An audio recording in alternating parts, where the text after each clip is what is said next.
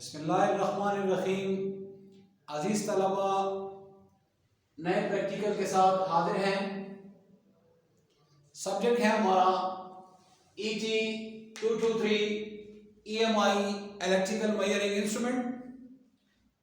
इस प्रैक्टिकल का टाइटल है study of single phase energy meter, it's connection and reading. इस प्रैक्टिकल के 3 मकासद हैं जो हम कोशिश करेंगे कि वो हासिल हो। पहला, कि हम जान सके कि what is single phase energy meter.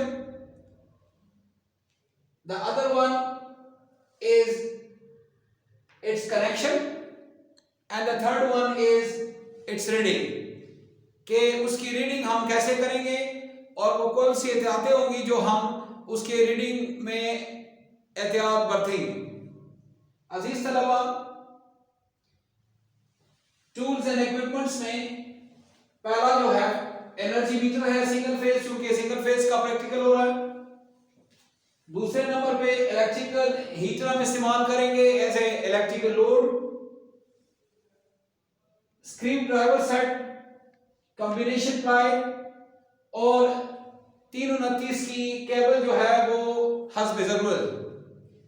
Procedure, जिस तरह आपको पता है कि प्रैक्टिकल में ये प्रोसीजर लिखना आपकी होम असाइनमेंट होती है।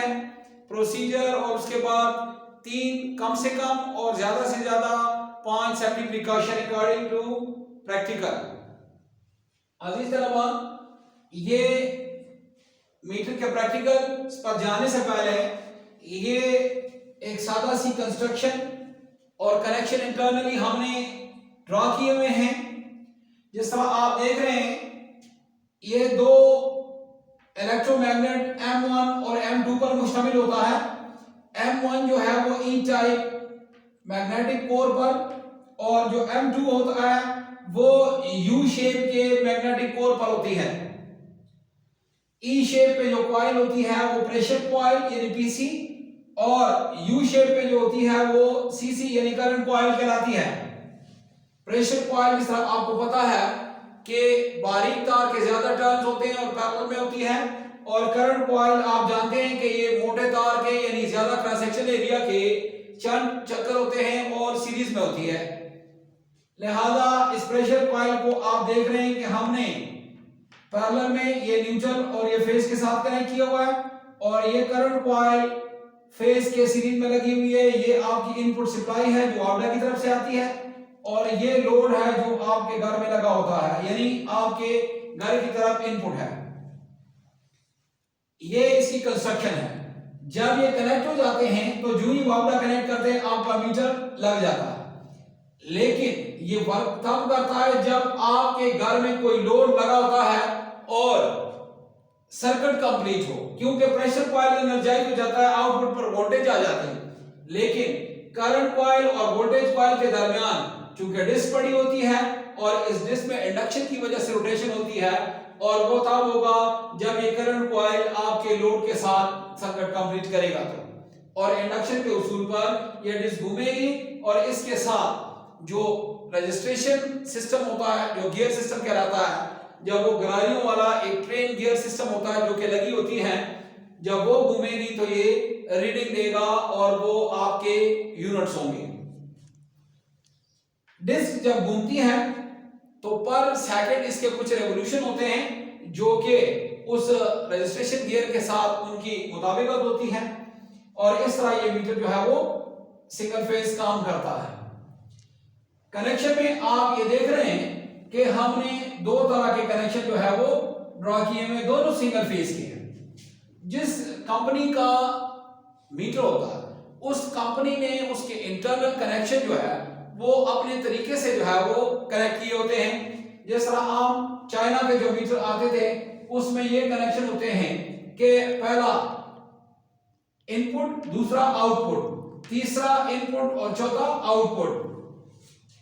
इस तरह के कनेक्शन होते हैं, जबकि आजकल मीजान, अल-सैयद और पहले के जो मीटर आते हैं ये शीशे वाले, उसके कनेक्शन यूं होते हैं कि इनमें इनपुट एक साइड पर और आउटपुट जो है वो दूसरे साइड पर, और दरमियान में जो है वो न्यूट्रल कॉमन होता है। अजीज तलबा, जब ये मीटर काम करता है और ये अपनी सर्किट को कंप्लीट करता है आपके घर के लोड के हिसाब से, और ये डिस्क घूमती है, तो इस डिस्क के घूमने से इसका जो रजिस्ट्रेशन गियर सिस्टम होता है वो घूमता है, और जब वो एक खास निस्बत से हरकत करता है तो उनके मुताबिक ये जो यूनिट्स होते हैं ये आपके घर के काउंट होते हैं, और उस पर जो है वो वापडा की तरफ से जो बिल है वो वसूल किया जाता है। याद रखें कि ये वो एक्चुअल पावर होता है जो किलोवाट में होता है, जिसको सर्व करके आपसे बिल लिया जाता है, यानी वापडा आपको चार्ज करती है।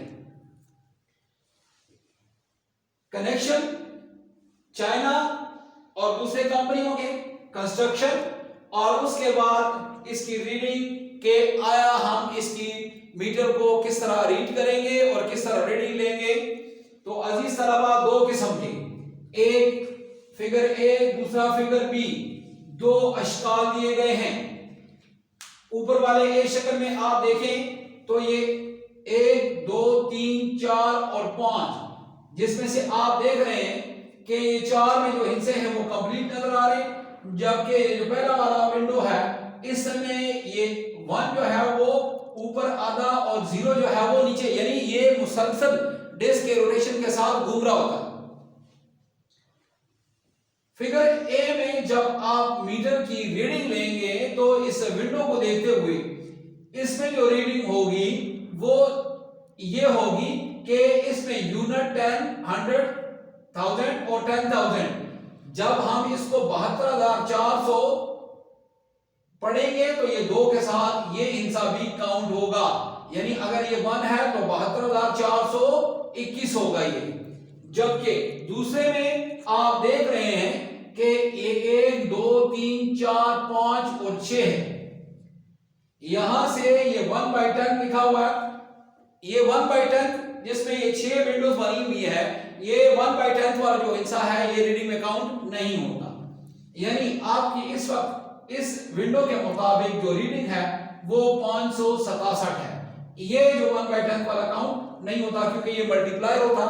जब इस विंडो में जो ड्रम गियर होती है जब वो 10 रोटेशन पूरी करती है तो यहाँ पर एक हिस्सा चेंज होता है और एक यूनिट होता है, लिहाजा शक्ल बी के मुताबिक ये जो 1/10 है ये काउंट नहीं होगा, जबकि यहाँ पे 1 2 3 4 5 जो है वो 5 हिस्से काउंट होंगे।